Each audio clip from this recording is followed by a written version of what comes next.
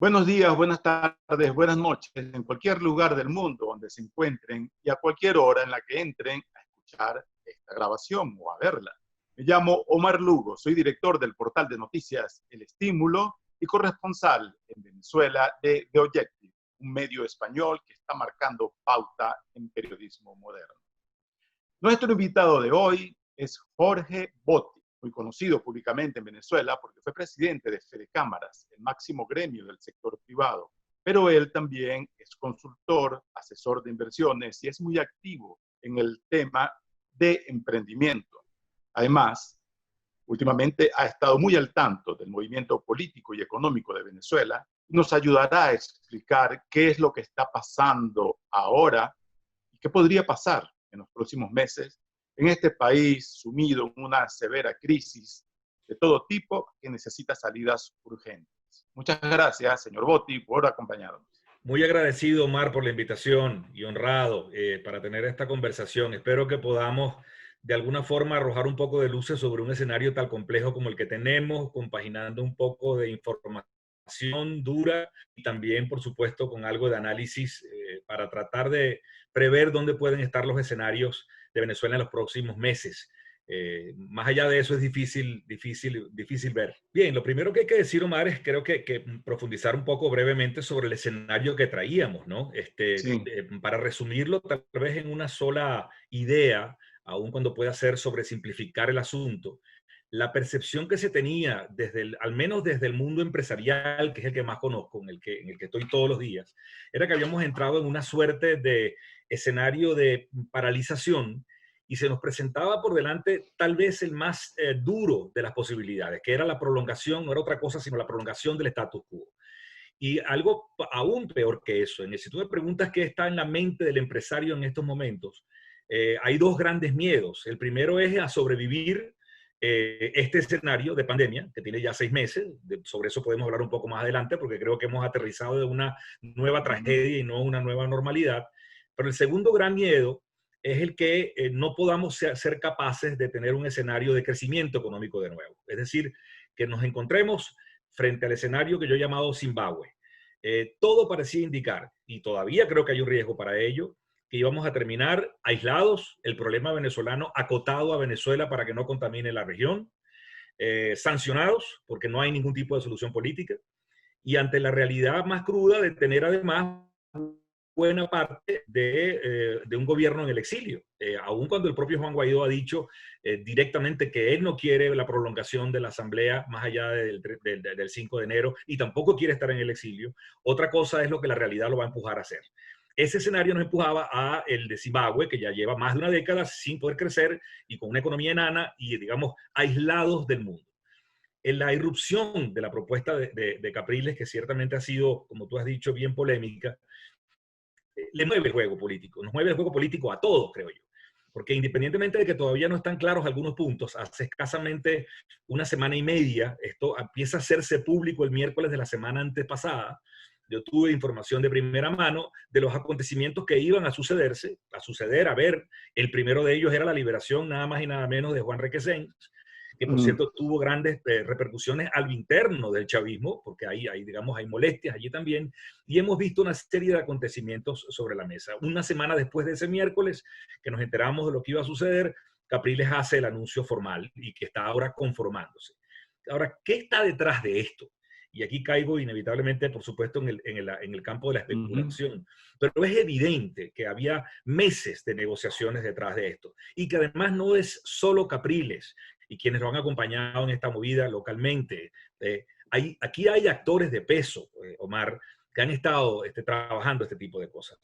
Se entrevé, que ha sido además la más pública, la posición de la Unión Europea, en particularmente de Borrell, hacia la búsqueda de una solución negociada o algún escenario que permita hacer las elecciones. Pero también vemos que la Iglesia Católica venezolana, a través de este comunicado de la Conferencia Episcopal, hace un movimiento unas semanas previas.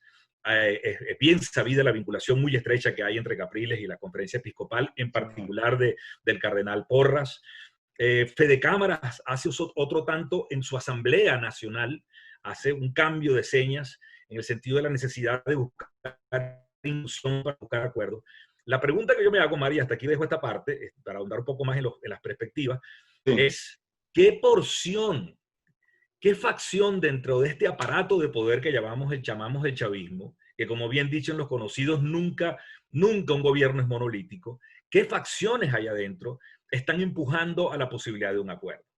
Yo siento que hay más de lo que creemos, porque si no, no hubiera sucedido lo que está pasando. El hecho de que la Asamblea Constituyente termine, que ya no va a haber un cambio de constitución después que se nos había amenazado que venía un pase de tuerca adicional, Mm. implica, Omar, que aquí hay una mar de fondo que afortunadamente está moviendo las cosas hacia el campo de la política, y creo que eso es una buena noticia. Claro, pero también el chavismo suele reincidir en sus prácticas tradicionales, sin ir muy lejos. Anoche, 8 de septiembre, Nicolás Maduro lanzó su campaña, su comando de campaña, en una cadena nacional.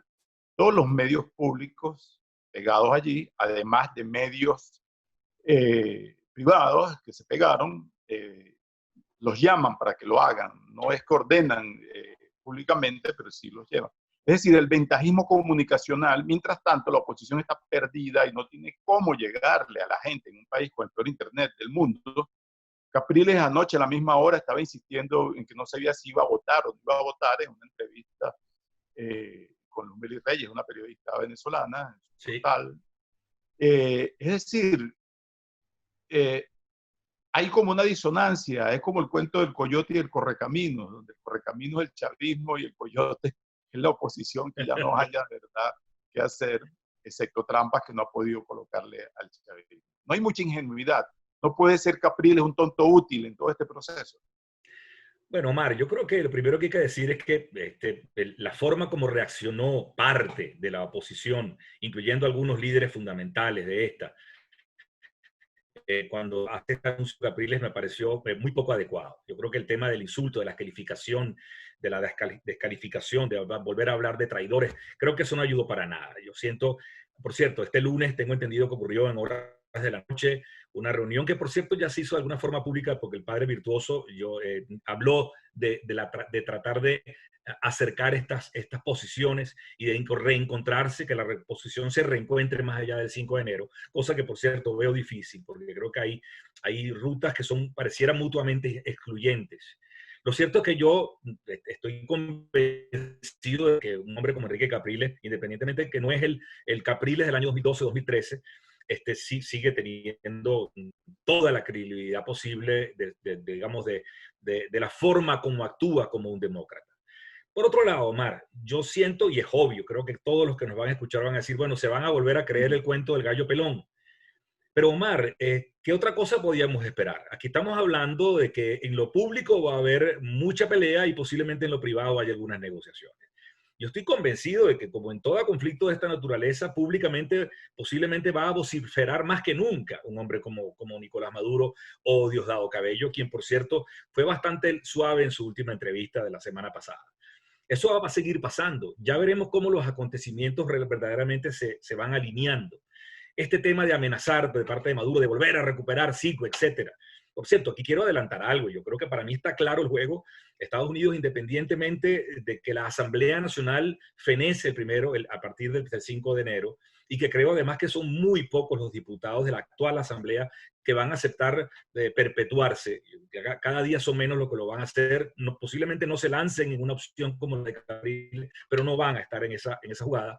Yo creo que vamos a aterrizar muy probablemente en un escenario en el que Estados Unidos reconoce solo el ejecutivo de Guaidó y preserva los activos que están en el exterior, digamos, sí, como números y algunos otros, en manos de ese ejecutivo que va a seguir afuera observando estos acontecimientos. Eso nos va a plantear un problema bastante confuso para el año que viene. Si al final Capriles termina participando, Capriles y su coalición, por cierto, que no es solamente él, ahí está también la gente de Unión y Progreso, que es Mercedes Malavé, por supuesto que está todo el viejo, digamos, Copey, gente además muy valiosa. Y hay algo, Omar, que a riesgo de ser un poco disperso hay que mencionar, que creo que no hay que dejarlo por fuera. Tengo información directa de una auténtica rebelión en las bases de los comuneros, más que del chavismo. Hay una molestia gigantesca, hay una cantidad de organizaciones políticas de distinto orden en las bases del chavismo que quieren participar y quieren candidatos. Y por cierto, debo decir que ven con muy buenos ojos a Capriles. Entonces, tenemos que entender, Omar, y con esto un poco respondo a tu pregunta ante la pregunta de si hay ingenuidad, que los tiempos políticos nunca son iguales.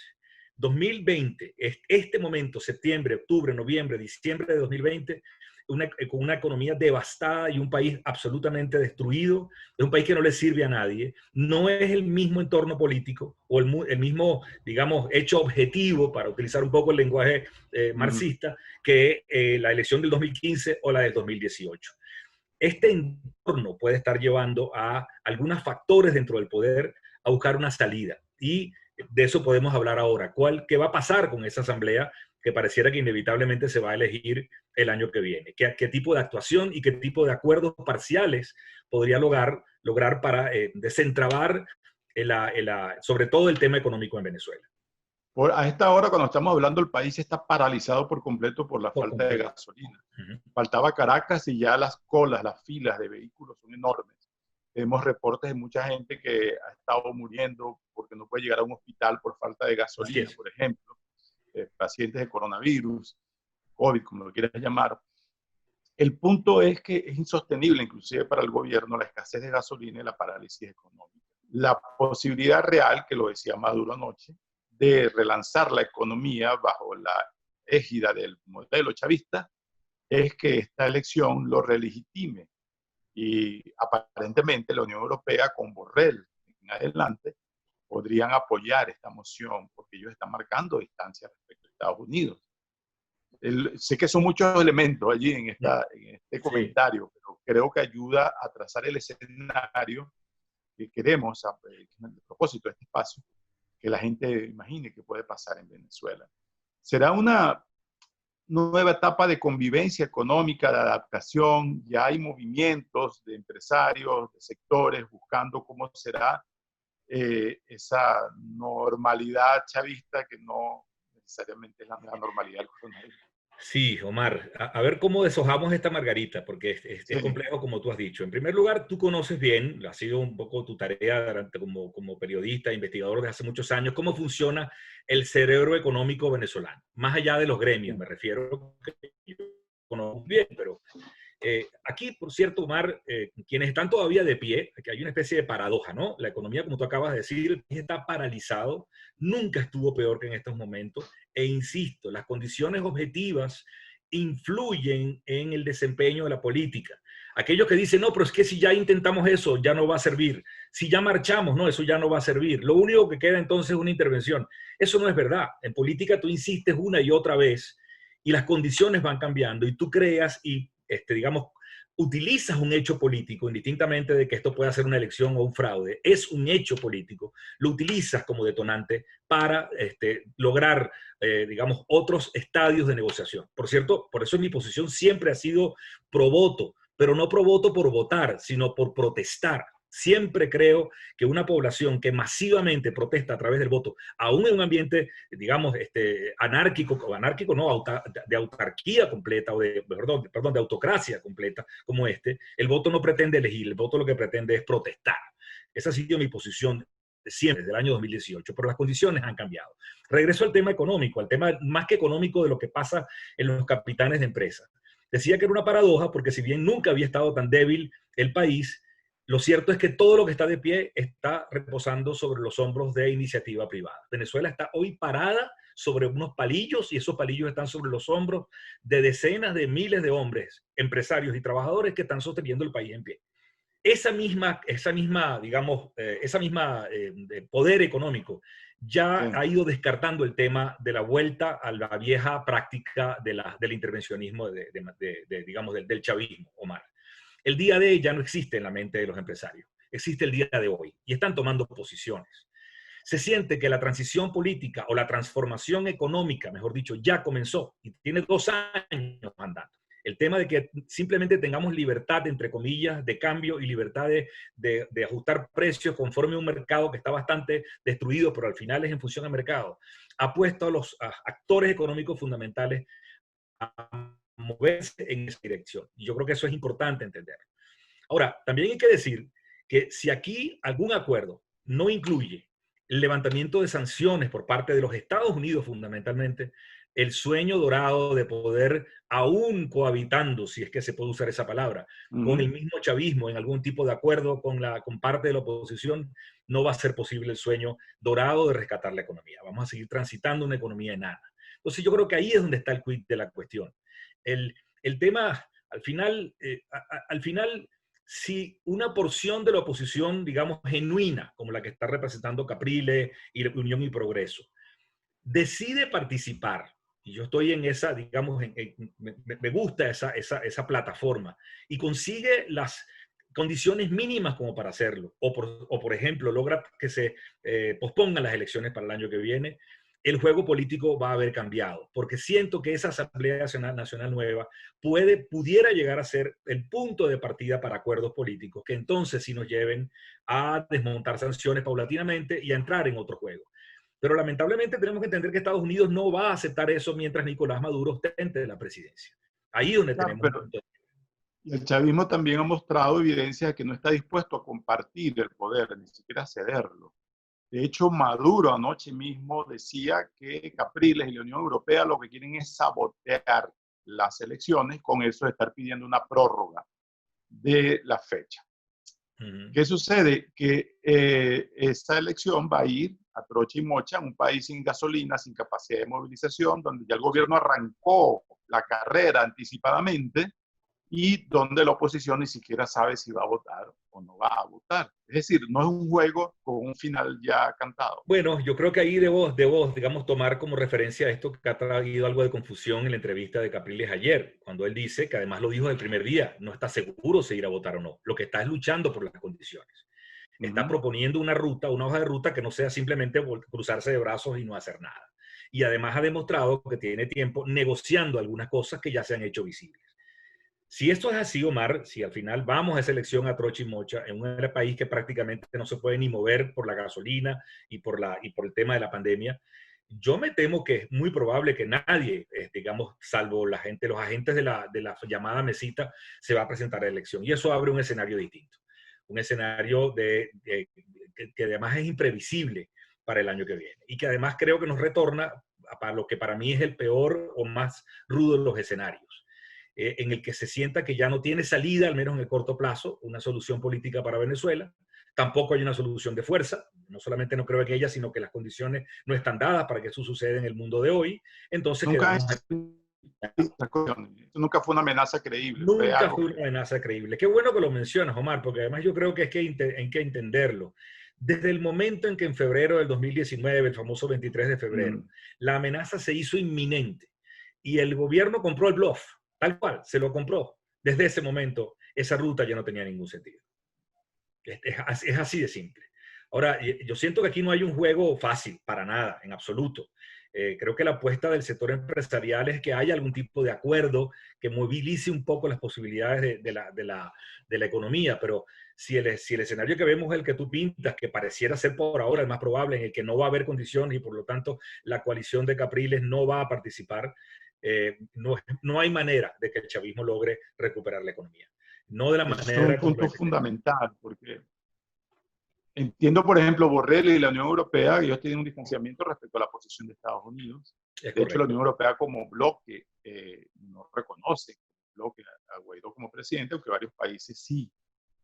Pero la presencia fuerte de empresas españolas en Venezuela son muy interesadas, digamos, en que haya unos acuerdos. Eso podría ser un factor de presión importante en un mundo tan interconectado y globalizado, donde si bien Venezuela es un mercado ya pequeño, insignificante, hay un potencial todavía, menos en términos de recursos y de posibilidades. Sí, eso puede abrir un poco el juego. De hecho, te quería poner un ejemplo muy concreto. Además, yo creo que lo vamos a ver suceder el año que viene, indistintamente de que la coalición de Capriles participe o no. Eh, eh, Organismos que pueden financiar parcialmente algunos temas como la recuperación del sistema eléctrico, me refiero a la CAF, el Banco de Desarrollo de Latinoamérica. ¿Qué va a pasar el año que viene cuando esa Asamblea Nacional, considerada legítima o ilegítima por parte del mundo, llegue a un acuerdo con el Ejecutivo, con Maduro, usurpador o no, y lleve al directorio de la CAF, como nos dijo el propio Luis Carranza, el presidente ejecutivo en la Asamblea de Fe de Cámara, que ya están listos los recursos para Venezuela para comenzar a reparar las termoeléctricas, entre otras, y sobre todo comenzando por el Zulia, y vaya eso a directorio, que además no incluye a los Estados Unidos. Y resulta que los países que forman parte del directorio de la CAF decidan otorgar el crédito a Venezuela. Eso va a suceder, indistintamente que sea una asamblea de facto o no. Pongo otro ejemplo. ¿Qué va a pasar cuando el año que viene, como sea que esté conformada esa asamblea, se vaya al directorio del Fondo Monetario Internacional, que por cierto no es que no reconozca a Maduro, tampoco reconoce a Guaidó, simplemente ha dicho, pónganse ustedes de acuerdo, porque nosotros no vamos a dar un crédito mientras no se pongan de acuerdo. Pero otro escenario se puede presentar, por mucha presión que haya de parte de Estados Unidos, un escenario en el que el Fondo Monetario lleve a consideración un préstamo puente de, no sé, 15.000 millones de dólares para Venezuela el año que viene, porque Venezuela se está muriendo de hambre. Y ahí el chavismo puede tener una posibilidad de muñequeo político y muñequeo económico, ¿no?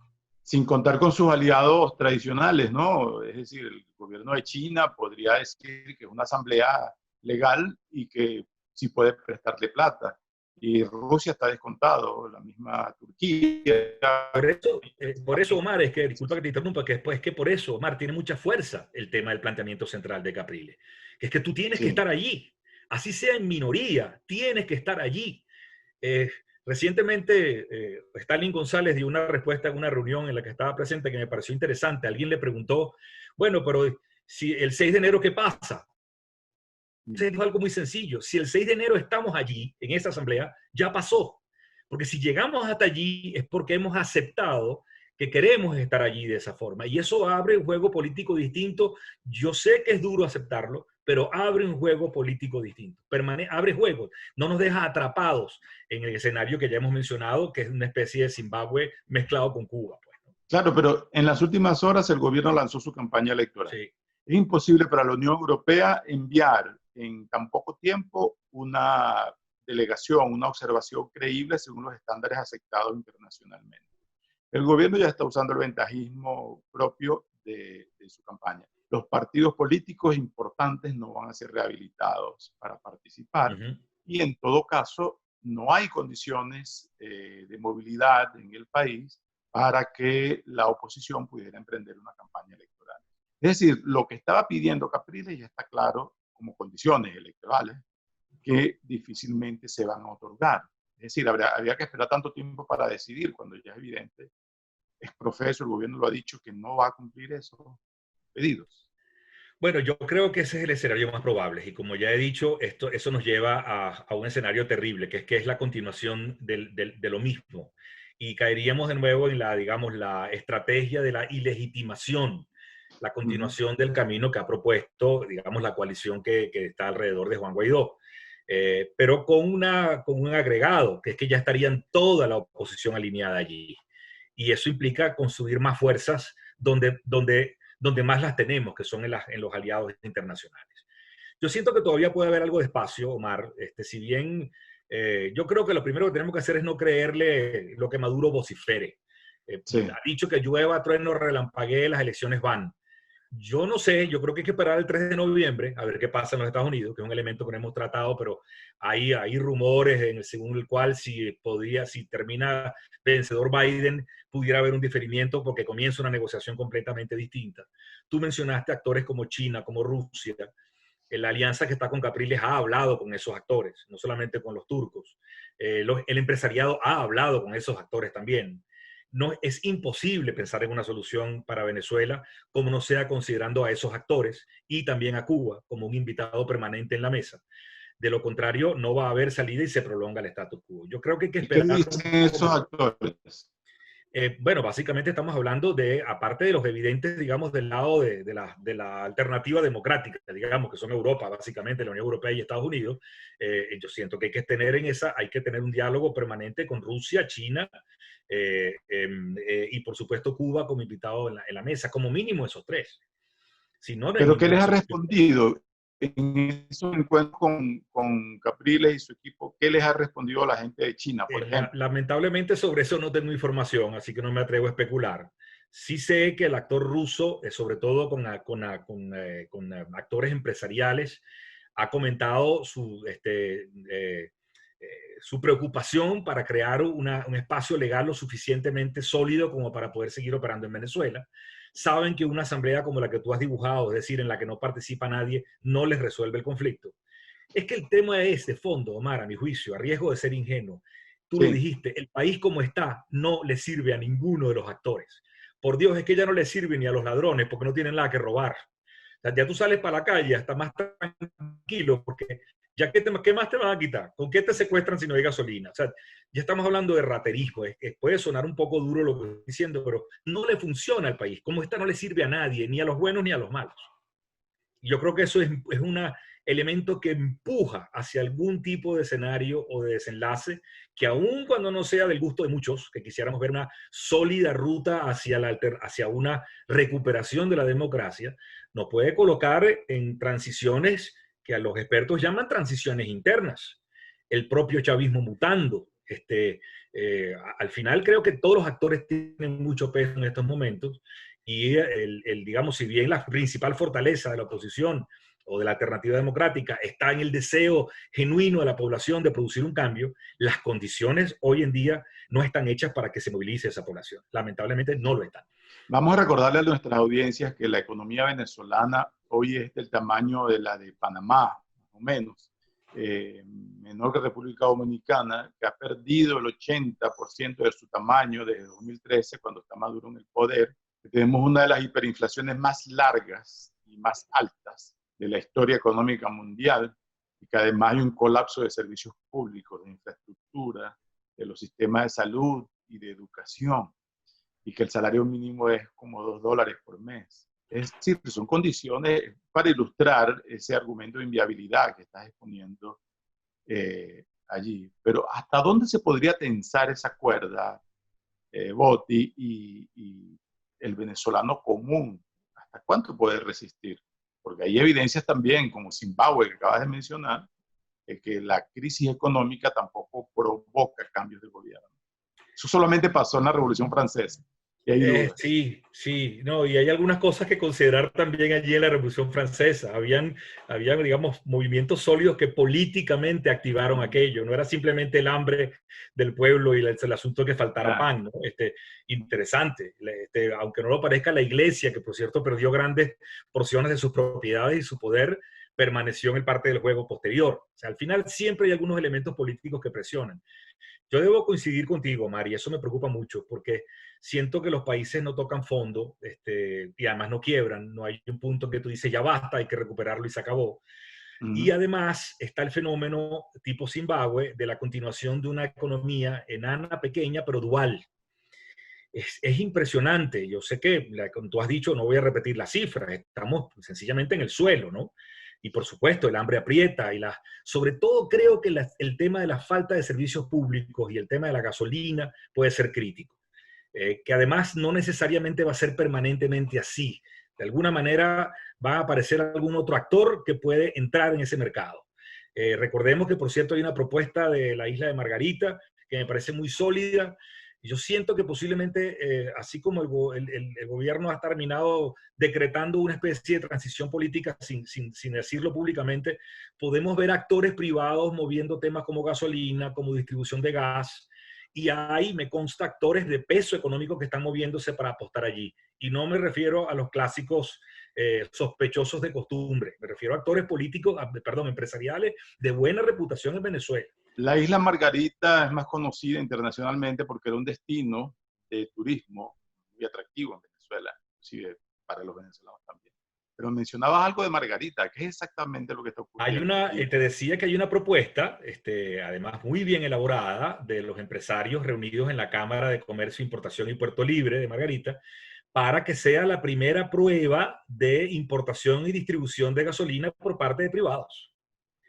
Eso lo tienen ellos manejando desde hace bastante tiempo. Quiero decir además que mis amigos de Margarita, que tengo muchos allá y voy con mucha frecuencia, fíjate cómo ha ido cambiando la mentalidad. Ese es otro tema, Omar, que me apasiona porque es un poco el río de fondo de esta transformación que está viviendo Venezuela. Una isla que durante décadas pedía siempre, cada vez que había control de cambio, lo que se hacía, se dedicaba era a hacer lobby para tener su tajada de su control de cambio para sus importaciones. ya Sí. desde hace bastante tiempo está pidiendo libertad cambiaria, que los dejen trabajar, y tiene una visión de largo plazo donde Nueva Esparta podría ella sola convertirse en una potencia enorme, como puede ser un fenómeno similar al que sucedió con Cancún, por ejemplo. Eso es un ejemplo, ¿no? Pero también con el tema de gas está pasando lo mismo en Caracas, hay empresarios interesados. El chavismo podría, el gobierno podría estar interesado en mover algunas cuestiones legales para permitir operadores primarios, digamos, privados.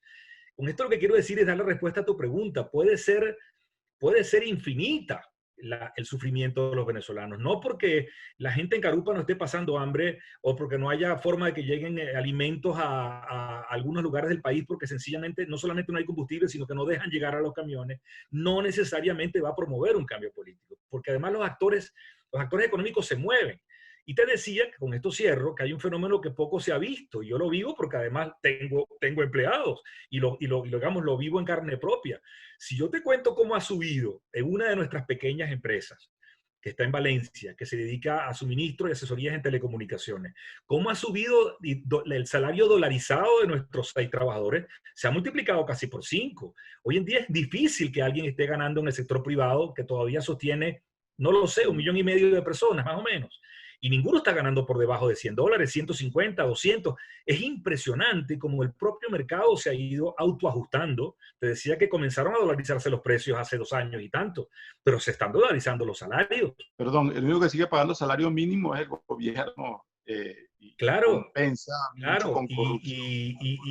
y si ahondamos un poco más en esa realidad, Omar, y eso de alguna forma lo refleja la encuesta en COVID, es si tú partes del principio de que tantos millones de venezolanos solo viven con $1.50 o $2 al mes, estaríamos recogiendo cadáveres en la calle, lamentablemente. ¿Por qué no Claro. funciona? Porque todos, absolutamente todos, se han dedicado a tener otra suerte de ingresos. Entonces, aún en las más cruentas de las guerras, la gente busca la forma de resolver. Y por supuesto, además tenemos 5 millones de venezolanos afuera en estos momentos. Yo no estoy diciendo que no sea una tragedia, no lo es. Pero quien apuesta a ahorcar más a la población venezolana para buscar una solución, me parece que se equivoca.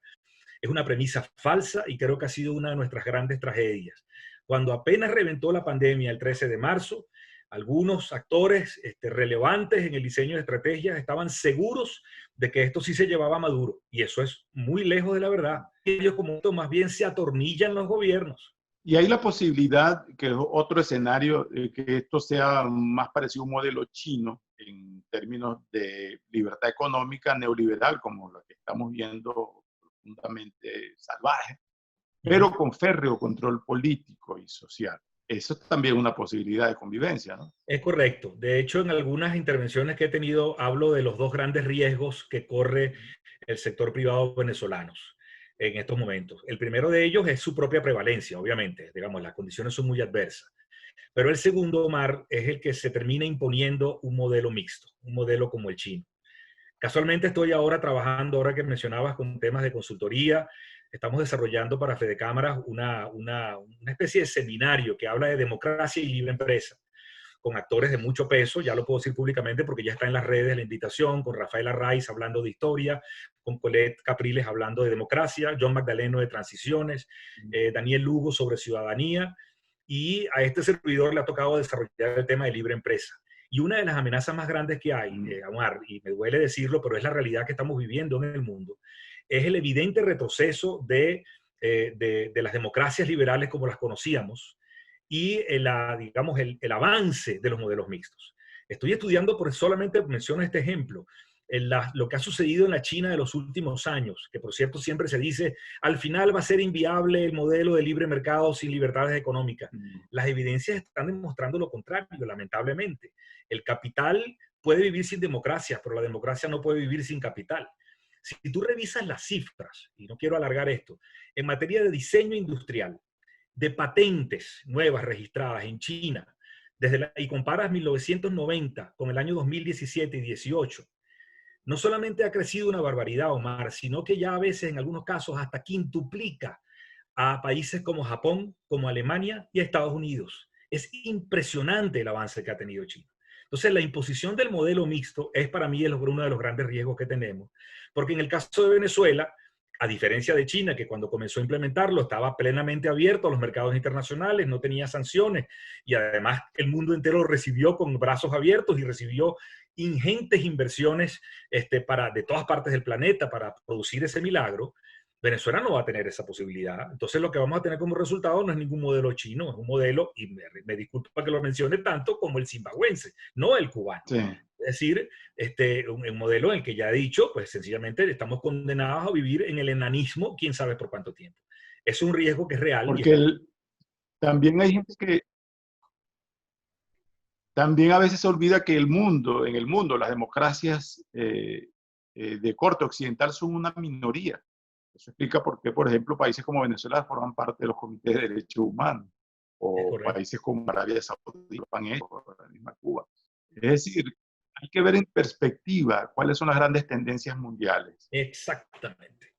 En esta pandemia que ha transformado todo, inclusive la economía de América completa se ha transformado, eso significa que se le cierran puertas a muchos venezolanos en países que eran destinos para la migración.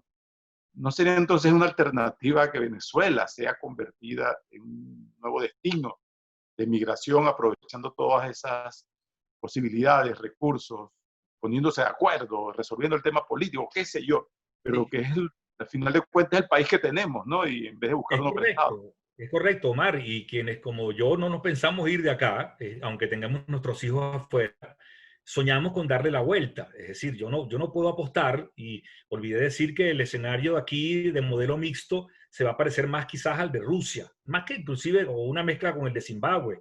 Y me refiero específicamente a cómo van a cooptar los grandes espacios de oportunidades de negocio solamente los que tienen padrinos políticos. Los demás no tienen opción. O sea, en Rusia tú puedes tener un pequeño restaurante, puedes tener, digamos, éxito económico, pero si quieres comenzar a ser un actor de peso y no tienes un padrino político, no vas a poder lograrlo. Entonces, ese es un escenario que es un riesgo enorme para Venezuela. Yo siento que además es un riesgo alto en estos momentos si no logramos, digamos, diseñar, producir un acuerdo político que logre abrir los espacios hacia otro esquema. Eso para mí es mi mayor preocupación. Porque además, insisto, todo este tema del cese de la usurpación, del gobierno de emergencia nacional, de nuevo ahora el pacto unitario recicla algunas propuestas sobre la necesidad de llegar a un consenso para un gobierno de emergencia. Pero nada de esto parte, Omar, sin un previo acuerdo. Si no se produce la chispa de un primer acuerdo, o como algunos sueñan, una ruptura que produzca un acuerdo, lo cual no lo veo en absoluto, no va a suceder ninguna de las otras cosas. Entonces, la otra cara de la moneda, un poco andando sobre lo que tú acabas de decir, es que Venezuela, mediante un acuerdo político que nunca va a ser óptimo, siempre va a ser subóptimo, pero traza el camino, nos puede colocar ante la extraordinaria oportunidad de dar un salto enorme, cuántico, hacia el futuro y conectarnos directo con la cuarta revolución industrial, con una extraordinaria inversión y un gran acuerdo de Estado para la educación en Venezuela. El futuro de Venezuela puede ser glorioso, sin hablar de temas como el turismo, entre otros. Podemos aprovechar este desastre para hacer la palanca, para montarnos de una vez en los modelos de desarrollo con las tendencias modernas, como tú bien has dicho. Recuperar, entre otras cosas, solo por poner un ejemplo, en algo en el que hemos estado trabajando también, quienes están pensando todavía en la recuperación del país de vuelta con los mismos principios como arrancamos en el siglo XX, están completamente equivocados, Omar. Aquí, como he dicho en algunas ocasiones, aquí se acabó la renta, pero el rentismo no se ha acabado. Sigue en la mente de mucha gente, y no solamente políticos, también empresarios. Entonces, si vamos a tener que ser capaces... ¿Perdón? De la gente común, mi experiencia como común, reportero. claro, Cuando voy a cualquier barrio, lo primero que me dicen es que necesitan la caja CLAP, que es la caja de alimentos racionados por el Partido Socialista, alimentos básicos, que es un medio de sustento para mucha gente. Es decir, una relación extrema de dependencia respecto al Estado. Pero por otro lado, y por eso decía hace unos minutos que hay, creo que otra gran fortaleza creciendo, la necesidad obliga, y tú ves como nunca había estado el tema de emprendimiento sobre el tapete en Venezuela como en estos momentos. Cuando tú hables, me ha tocado personalmente hablar con viejos comuneros, digo viejos en dos sentidos porque ya son bastante adultos, y te dicen que todos sus colegas, o su, mejor dicho, más que colegas, son camaradas. Todos sus camaradas de base que abrazan las ideas del comunismo hoy en día se han convertido en empresarios y me lo comunican a sí mismos. Me dicen, todos somos empresarios hoy en día, Jorge, y creo que quieren seguir siendo empresarios. Tú ahí ves la semilla de una posibilidad de transformación. y siento que ahí es donde podemos tener los elementos de apalancamiento para la transformación de Venezuela. Pero todo pasa por un acuerdo político previo que trace la posibilidad de andar ese camino. Aquí hay muchas contradicciones. Por ejemplo, lo que hablamos de los salarios, pero tú consigues en las farmacias muchos remedios y los consigues, pero tienes que tener la plata para pagarlo. Correcto. Instagram se ha convertido en una especie de gran centro comercial vecinal. Ahí consigues todo, desde caviar y jamón serrano hasta whisky de todos los años que tú quieras. Sí. Y últimamente hay una proliferación de oxímetros, esto para medir el oxígeno en la sangre y ver si Así. coronavirus o no. Es decir, afuera la gente cree que esto es una sola realidad, pero también están conviviendo como dos modelos. Uno Completamente. minoritario, muy pequeño, de gente que puede pagarse el alto costo de la vida aquí, y una vasta mayoría que está sobreviviendo casi que de caridad. ¿Hasta cuándo se puede mantener un modelo así? Bueno, lamentablemente puede durar más de lo que quisiéramos, porque es esa economía dual. Y creo que tan pronto tenga la posibilidad el venezolano, después que pase el peligro de la pandemia, quién sabe cuándo será, va a seguir emigrando inevitablemente, Omar. Posiblemente tengamos algunos focos cada vez más relevantes de protesta, sí, pero no son suficientes. Que eso, digamos, impide, o yo no niego la posibilidad de que a lo mejor esto toque la fibra posiblemente de algunos factores de poder que tengan la posibilidad de cambiar las cosas. Puede pasar, digamos, yo no creo que sea imposible, y a lo mejor termina sucediendo. Esperemos que no sea para entrar en una dinámica de inestabilidad política permanente. Por eso es que creo que a veces la gente siente que simplemente basta un golpe de viento como para cambiar los actores y ya está. No, no, Omar, podemos entrar en un escenario aún peor, que es seguir conservando una economía destruida, dual como la que tenemos, donde ya casi es imposible medir quiénes son los que tienen el privilegio de comprar lo que tú mencionabas ahora, pero en las vastas mayorías son pobres desde el punto de vista de ingresos. Porque además debo mencionar, por ejemplo, ejemplos concretos. Aun cuando tú tengas un empleado que puede estar ganando $200, $250 al mes, posiblemente está viviendo en una zona donde está cocinando con leña desde hace meses, aun cuando tenga los dólares, porque las bombonas de gas que se pagan en dólares en algunos sitios ya tampoco se consiguen. Entonces es una realidad muy cruda. Siento que es muy difícil tratar de ver si esto puede terminar dando al traste, pero quiero profundizar sobre la idea de que no necesariamente un hecho de ruptura nos lleva a un escenario mejor, nos puede llevar a uno aún peor, en el sentido de que además le pongamos a esta torta una guinda que se llama inestabilidad política, ingobernabilidad. Creo que eso puede ser un escenario aún más terrible. Es importante llegar a acuerdos básicos. Un poco para cerrar, Boti, si uno pudiera describir los escenarios o el escenario más probable, menos probable y el posible para los próximos meses, ¿habría manera de sintetizar esto? ¿Qué diría? Es complejo, Mar, porque uno generalmente mezcla las emociones y los deseos con lo que siente que puede ser lo más probable. Yo siento que lo más probable sigue siendo el mantenimiento del status quo, lamentablemente. Creo que el siguiente escenario es que se abra un juego a través de la Asamblea Nacional, aún siendo desconocida por algunos y aceptada por otros, en el que entramos en un escenario que yo llamo de la jaula más grande. ¿Ok? La jaula se hace más grande, se comienzan a ver algunos niveles de mejoras por la vía del servicio público y otros temas en la población, pero seguimos atrapados en el mismo modelo. Ese segundo escenario de la jaula más grande implica que tú puedes tener un poco más de fortalezas para continuar la lucha en el futuro.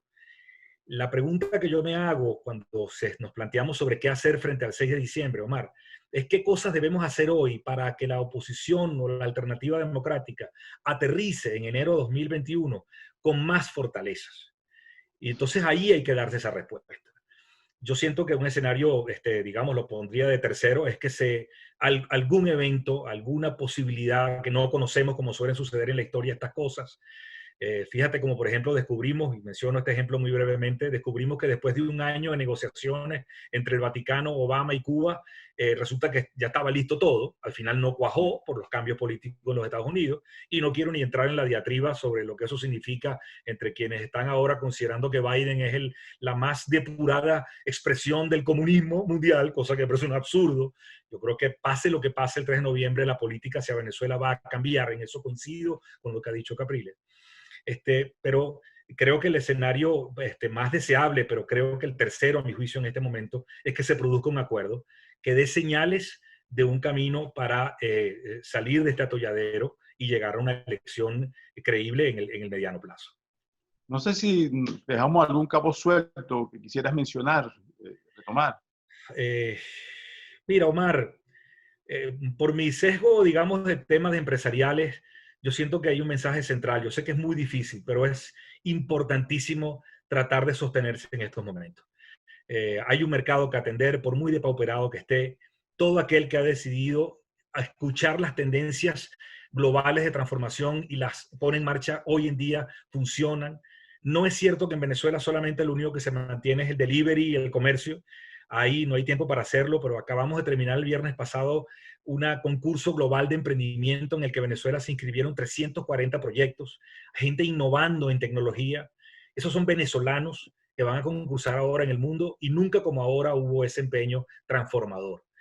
Yo creo que si algún mensaje final quisiera dejar es que empujemos la sensatez en los actores que quieren buscarle una solución a esto. Posiblemente Maduro no esté entre ellos, pero él no es el único actor clave en esa coalición tan compleja que llamamos el poder, que es hoy el chavismo. Tampoco es cierto que en la oposición hay una sola vía, hay múltiples actores, y siento que puede haber coincidencia entre la mayoría de estos líderes, y hay que empujar para ello, y sobre todo dejar los insultos de un lado y tratar de construir juntos. A esta hora hay gente todavía negociando de los dos lados, o de los tres lados, los cuatro lados. Yo pienso que sí, eso no ha terminado de parar nunca. Y son cosas que no sabremos sino después. Los libros de historia ya nos lo dirán, como quiénes eran los actores de peso que estaban detrás de esto, tratando de buscar algún tipo de soluciones. Pero me insisto, mi apuesta es que el país se ha convertido en inviable, que como está no le sirve a nadie, y que eso debe empujar algún tipo de desenlace. Bueno, Boti, muchas gracias por este tiempo. Imagino que retomaremos estas conversaciones porque el escenario podría cambiar. Encantado, y muchas gracias por tu invitación de nuevo. Saludos a todos. Saludos. Ha sido Jorge Botti, empresario, expresidente de Fede Cámaras, consultor, emprendedor, una persona que está al tanto de algunos de los movimientos que están ocurriendo en Venezuela en los últimos días. Presentó para ustedes Omar Lugo, desde Caracas, Venezuela. Buenas tardes, buenas noches, buenos días, en cualquier lugar del mundo donde se encuentren. Hasta la próxima.